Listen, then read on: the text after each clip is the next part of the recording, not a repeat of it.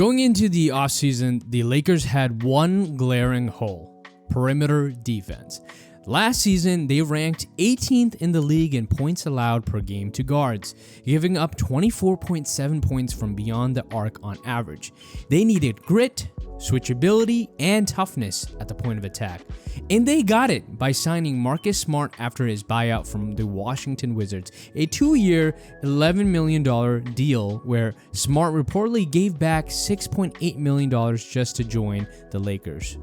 Marcus Smart isn't just another rotation guard, he's a former Defensive Player of the Year, a tone setter, and one of the most vocal leaders in the league.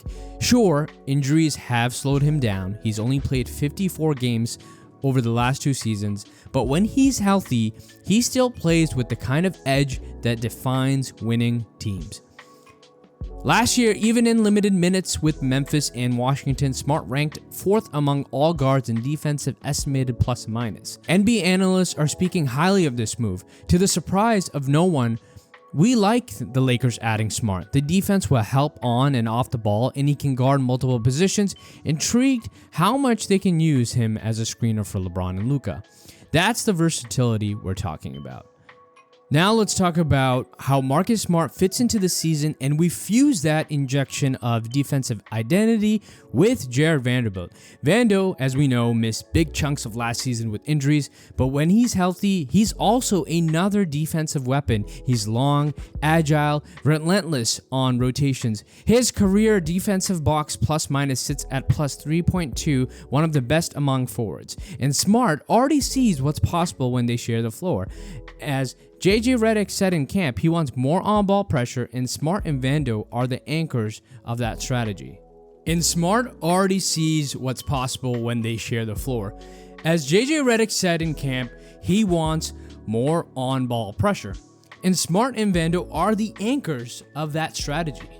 Marcus Smart says, just our versatility. We're able to guard multiple positions, but having Vando on the court, especially when you get tired or when someone's hot, we've got the luxury to say, Marcus, Vando, switch on and off. That's the key. With me and him on the court, it's going to be really good. Add Gabe in there, and us three are definitely going to set the tone.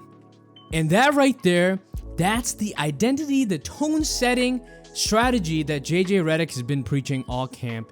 And we are seeing it in fruition in the early stages of the regular season. It's defense, it's communication, and energy. When Smart and Vando are on the floor together, they can suffocate opposing ball handlers, blow up pick and rolls, and take pressure off of Luka and Austin Reeves defensively. And don't forget Gabe Vincent. His plus 1.8 defensive win shares last year makes him an underrated player in this strategy. Now, offensively, it's a different story. The spacing won't be ideal when both Smart and Vando share the floor.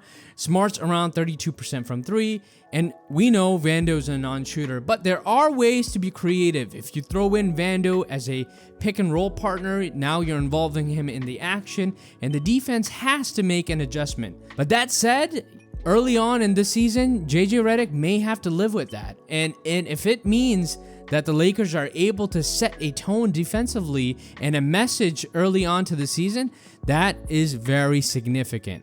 Last season, the Lakers were bottom 10 in opponent fast break points.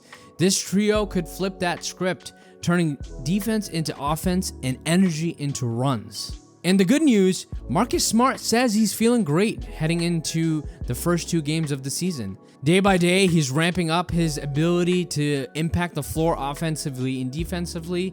So if Smart's body holds up and Vando stays healthy, this Lakers defense could look completely different from last year, unlocking different versatilities and different strategies throughout the game as they play different teams night in and night out. Smart, Vando could become JJ Redick's defensive backbone, and honestly, these are the 2 guys that are our legitimate dogs for the Lakers. The only question now is how often can JJ get these guys playing together, buying in, and getting the whole team involved and locked in together. And that said, you can already feel the difference. Smart himself said, "This is what I came to do. This is why Luka called me. Not just once, but twice." Luka kept on calling Marcus Smart because he wanted him to be part of the team and part of the culture. The Lakers finally have guards who don't just defend, they dare teams to attack them. They want to be a team that is aggressive on the perimeter. And with LeBron in year 23 and Luka locked in and Austin Reeves looking incredible, this could be the grit that turns this team into a potential contending team.